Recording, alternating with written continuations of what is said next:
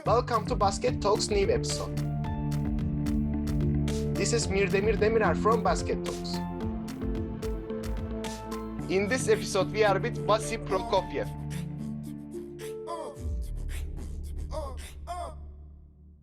Hi, coach. How are you? I'm good. Just ready to hop in and answer some questions. Hopefully they'll be helpful. Thank you, and thank you for accept my invitation. And good to see you here. Yeah, I'm always open when someone asks me to do an interview or any type of webinar. I'm always open because I know there are probably people who would want to know my experience, and so I'm always willing to share. Yeah, thank you for that.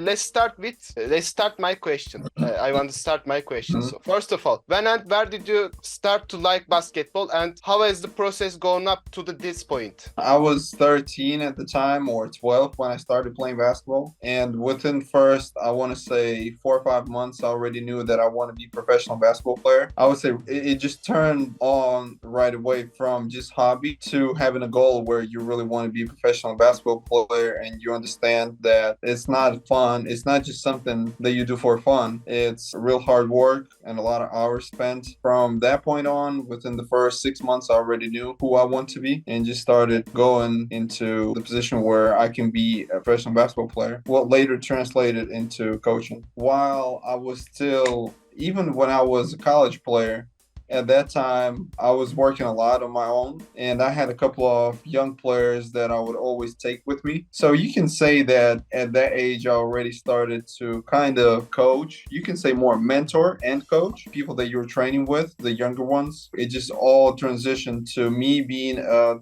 26-year-old, I want to say, basketball player. I understood what my limit was as a player, and I knew that at the same time, I'm enjoying coaching. I'm enjoying seeing other people grow. At 26, I decided just to be a full-time coach and to work with players full-time rather than just seek for a career as a player. Yeah, thank you. So in Instagram, I'm following your drill videos, and actually I tried to do your drill in my training. It's like a shooting drill, like one ball with one ball, jump and dribble and jump and shot.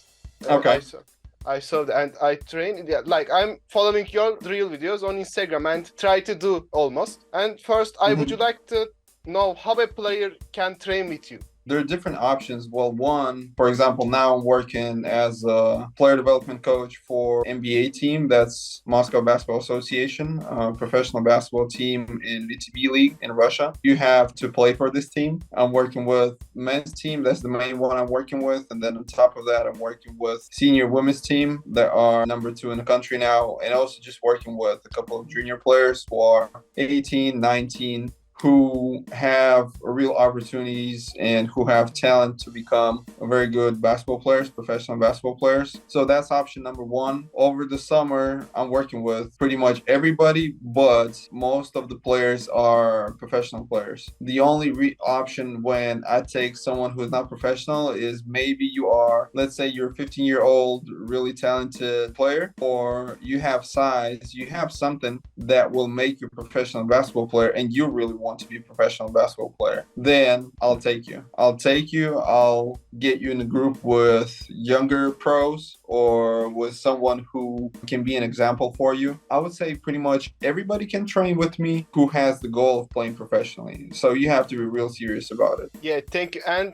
I'm curious about you said you are like 15 years old and you have very talent that become a professional. I'm curious that what are the keys of becoming a professional basketball player? I would say number 1, top 2 is consistency and discipline. Of course, if you have size, if you're tall and long, it will make it easier for you to become a professional basketball player because the size won't go nowhere. Rather than me being 178 centimeters, you can find hundreds of people like that who play basketball and who want to be a professional basketball player. So it's just the competition is much bigger the shorter you are or the less unique skills you have. And so I truly believe in that have that, your discipline, how you're able to wake up early or go to the gym when you don't have energy, and two, consistency when you can do it on a daily basis. These things can get you to professional level and can get you on top, because even if you have huge talent, you have great size, but you don't have discipline, you'll probably get to professional level for a couple of years, but you won't last long. So let's think about a player with really talented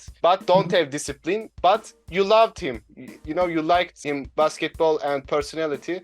Do you try to teach him to discipline? Try to teach him to, you know, a great true way? I'll try to work with him for sure. And I have one rule when working with players, doesn't matter how old you are. You have, just like in a computer game, you have 3 lives. For example, you're late for practice, that's 1 life. You got super emotional and don't want to talk to me, another life. And so just 3 lives. You lose 1, you already have 2. You lose all 3, sorry, I can't work with you. Doesn't matter if you're paying me or no. It keeps players who are really committed. It keeps them a little bit more disciplined, where they understand that it's not that you can get upset 3 times this week, you can still train with me and so and so. And number 2 thing is, if I have a player for in the first day or first week or even the first month, and I'm starting to tell him about discipline and all that, he'll most likely won't listen to me because I haven't earned his trust yet, or he does not respect me much. So there's no reason for him to listen to me closely. Yes, I can say that I'm this coach, I'm at that level, blah, blah, blah, blah, blah. But we're still people,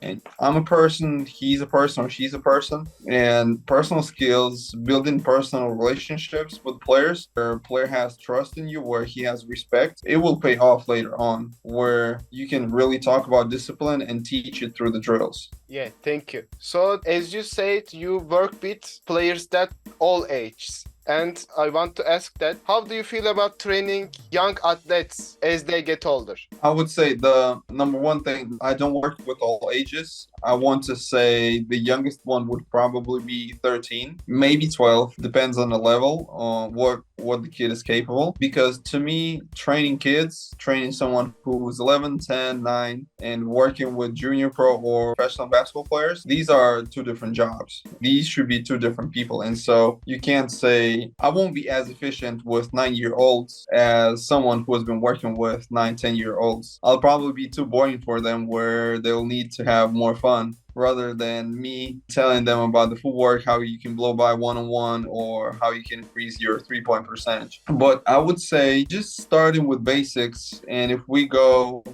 look at any junior pro league, or even if we take Turkey and we take 3rd division, or even students league, and you will see what players are missing. The ones who are talented but who may not be able to play at a higher level is, 1, they can't play without the ball. 2, they can't pass with one hand, and they can't catch the ball with one hand, or they even struggle with catching the ball in 2 hands. 3, using their offhand. If you're right-handed, dribbling with left, passing with left, finishing with left. Doesn't matter the age of the person that I'm working with. It will all be basic. If we're talking about the player development work, it's going to be some type of dribbling, ball control, where ball control is not only dribbling, but also passing, catching, and so and so. 1, 2, some type of finishing. 3, some type of shooting. Plus, you will add reads on top, where a player has to react, or when he has to make a decision, not just go like a robot. And then you have all this, and then based on the principles, based on the level of the player that you have, you will adjust each one. For example, if you're 15 and you're a big man, you're struggling with dribbling, I will do some simple ball handling drills with you, where you just simply have to bounce the ball real hard to the wall, to the floor, do some type of V dribbles in and out, something simple, not fancy. I will show you that these simple things, when you pay attention to the details, that will translate. And at the same time, I'll have a point guard who, let's say we talk about Aaron Jackson, who played for CSKA, who was with Houston Rockets. We worked with Aaron for a 2nd year. We would have all types of crazy ball handling drills, just because he would have, I would say, like a glue in his hands where the ball just sticks to his hand. So I had to make it complicated, but the principles will be still the same. Yeah, thank you. And then these rules are the same with the training with young athletes as their position, right? I would say yes and no. Depends on the age, depends on the level. So if we talk about someone who's 15, 16, or let's say below 20, if you have somebody real tall who will most likely play center, you still want to give him some perimeter skills where player can be, let's say, stretch five, or he can play 4 and 5, not just one position. Because if I just put him right under the basket, he'll have no chance to learn how to play in perimeter, or the only option that he will have is just post work. That's it. Basketball is developing now where most of the bigs have outside game. You have to make them a little bit more universal. At the same time, if we talk about the professional team, let's say we have a big man. I know he won't be shooting threes, and his main job is to be a threat under the basket, to grab all the rebounds on offense and defense, to be efficient in his touches. So every time he gets the ball, he has to do something quickly. I know he won't do a lot of isolation in the post. I put it in the far end where if we take 100% as a whole practice, is going to be 75% or 70% of the things that he needs right now, 30% of things he may need in the future, in a year or in half a year, when his role will grow up. And I want to ask you about the biggest mistake that most young players make. I want to still talk about young players because like all my audience and me, my camera. Nah, not now. Yeah, I'm okay. back.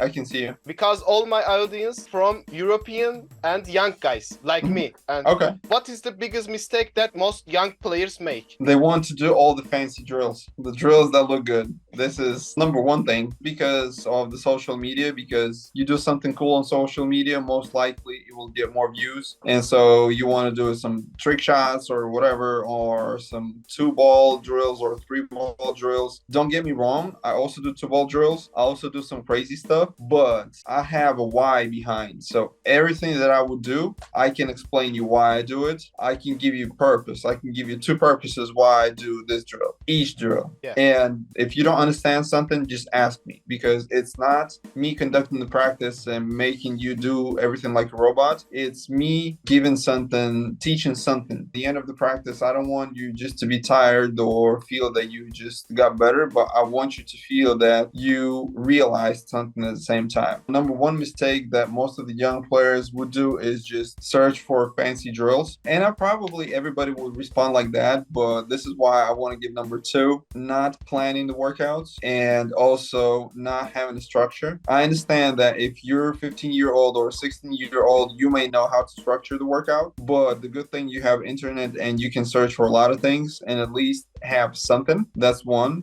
And 2, you probably should understand, I want to play on a college team. I am my size, 178 centimeters, as you already heard. And I know if I want to play on a college team, what I need: 1, some type of shooting abilities; 2, handle the ball under pressure; 3, be in good shape, be a tough defender. I know these top 3. Then I can put it all in order, which is the most important. And the most important is most likely at least be in shape and be a threat of defense. Because if you can play full court D for 40 minutes, the coach will want you. It doesn't matter if you can shoot or no. He'll figure out how to put you on the floor. And this is actually how my journey started. I'm from a small town with a population of 180,000 people. There were only a couple basketball coaches, and they couldn't teach me the details. It was just super basic practice.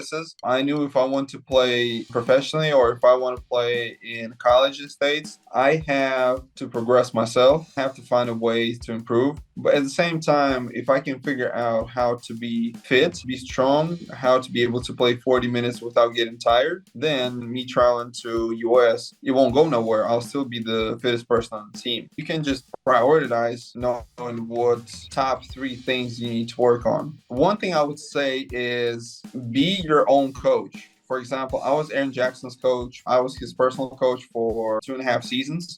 He had an opportunity to hire me. I have to think about all his individual development. Imagine you're a 15-year-old, you don't have money to hire a person who will be with you 24/7, and you don't have money to work with a trainer or with a coach every day or at least 3 times per week. And so you have to be that coach. You have to figure it out on your own. Yeah, I agree with you. And all of the players have that kind of program. Like they can't be their own coach. Like we have internet right now. In YouTube we can find your drill videos and we can take a list what we wanna work on it. And I'm curious about what are your advice young coaches, like when young player realize I can't be I can't be a professional basketball player, but I want to be in basketball and I want to be a coach.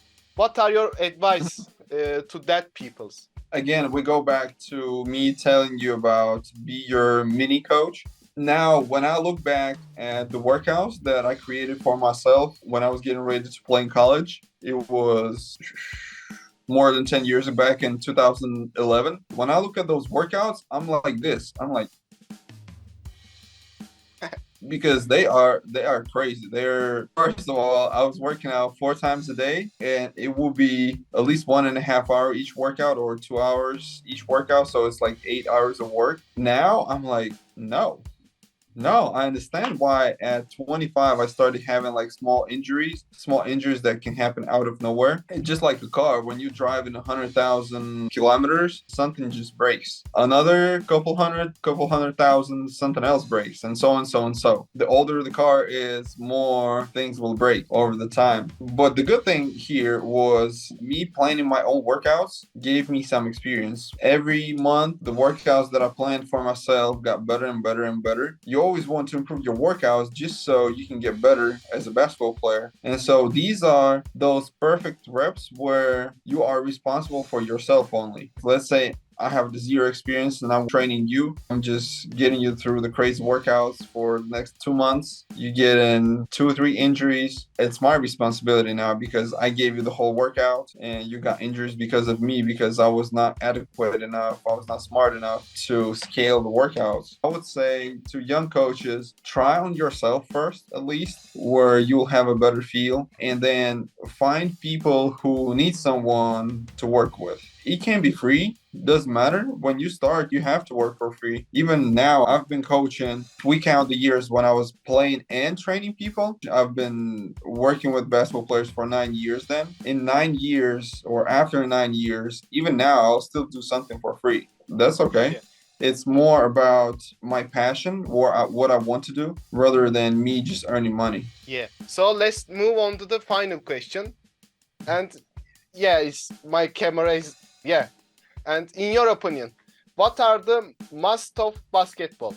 I would say the same as I told you first, the qualities that are needed for a person to be a professional basketball player. To me, all these musts have nothing to do with skills. Discipline 1, consistency 2. And the third thing that I would put there is toughness. Toughness meaning how strong you are mentally. For example, if you're winning by 5 and then in 2 minutes you're losing by 10. How mentally stable you are. Not to think that you lost 15 points in the last 3-4 minutes. How mentally strong you are to play through contact when you're playing away and the refs don't call any fouls. So these 3 are the most important. If we go with basketball skills, if we go skill-wise, it's just going to be all the same. Being able to shoot well, doesn't matter your position, 1 through 5, any. That's 1. 2, being smart enough, moving without the ball where you understand where the ball will go. 3 is, I want to say, a skill of playing defense where, again, just like being smart enough on offense where you know the play, same here where how the play may develop and you kind of making an action before it happens and interfering in it.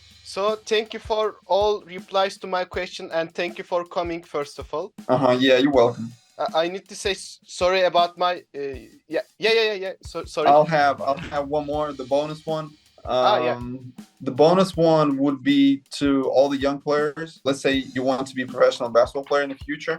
Try to look at it bigger than just basketball, strength training, basketball and fitness. Because to me, if you take any player and his development is going to be 1, tactics, 2, skills, 3, his athletic development, and 4, his mental development. The 4th one can really be a game changer because if you understand all the tactics, if you're the most skilled person, if you're the fittest, the strongest, the most explosive, but you're shaking during the game, all this will go down.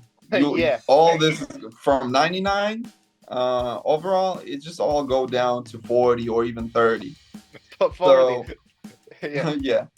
So if you understand that you're that person that gets nervous when you're on court, or when you're thinking, oh, what's going to happen if I lose the ball? Oh, and what if I miss? Then it means that you have to pay more attention to your mental development. The easiest thing is just come to the gym and shoot 500 shots or make 500 shots. The hardest thing is mental work, where, for example, I have to visualize. Let's say I have to do some type of exercises that will get me mentally strong, or that will make me more concentrated, more focused on something. For example, when I was playing in Mexico, one of the first exercises that I did, read it in a book, and when I read it, I was like, what? Okay, I'm ready.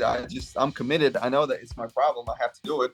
So the exercise was, let's say you sit on a chair and I sit on a chair now. First, close your eyes. Imagine that you're going to, let's say, to open the door. You open the door, close it, come back, sit on a chair, and you have to time it.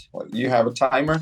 You're like, with the eyes closed, you just imagine. You start, you imagine it all, you stop, you check the time, or you save a screenshot, and then you do it all again, time it, do it all again, come back and see. Most of the people will see that the results are different, and that in your mind it's going to be much faster. And this is just an example of how much you're speeding everything up in your brain. To me, this is also big, and sometimes for some players it can be even bigger than just working on shooting or just working out in general. Yeah, and again, thank you for all and this bonus one. And all replies to my questions. Sorry about my, internet again. This is, by the way, first episode of 2023. I don't wanna be like this in my personal. That's fine. Yeah, No problem. That's fine. Yeah, I thank you. Thank you again for all. And yeah, you're welcome. Like I said, if later in the future, if you have any thoughts in your head where you want to do something like that again, or where people are asking for specific responses to specific questions, I'm always willing to find the time to share what I know, because when a while ago, I was that person that was seeking for all the knowledge. I was seeking for a coach that would give me an answer to my questions, where the response won't be just, hey coach, I can't shoot. My shot is very bad. And the coach will tell me, you just have to shoot more. And you're like, okay. And you shoot more, you shoot more, you shoot more. A year goes by, you don't improve. And then another coach will tell you the same thing. You have to shoot more. And then you know how there's a stereotype also that, well, shooters are born, shooters are not made. If you can't shoot from young age, then you're not a shooter. When you know that you've been trying really hard for a while and you were just going through the reps, and you hear people saying that shooters are born, you start believing that oh man, really, maybe they are right. Maybe I'm not built to shoot the ball. Where in reality, yes, there are different types of people where, say, for you, it's going to be easier in shooting rather than for me. You have to do 10,000 shots to make the result, to have a result. I have to do 50,000 shots to get the similar result that you got. But it is what it is. Yeah. You can't improve at everything, and just depends on how much attention you pay to details and how you emphasize on it. Yeah, again, thank you for all, and thank you for coming. I hope we meet in real, non-virtual, in real. And yeah, I'll be glad to. Yeah, thank you, and see you in real, and see you in next project, I hope. Sounds good. And see you. See you, everyone. Hope you enjoy it. If you have any questions, feel free to reach out. You can find me on Instagram at Basi, BASI.pro, PRO. Always open, always willing to share. Yeah, thank Work you. to inspire. In this episode, we are with Basi Prokofyev. Thank you for your time. I hope you enjoy.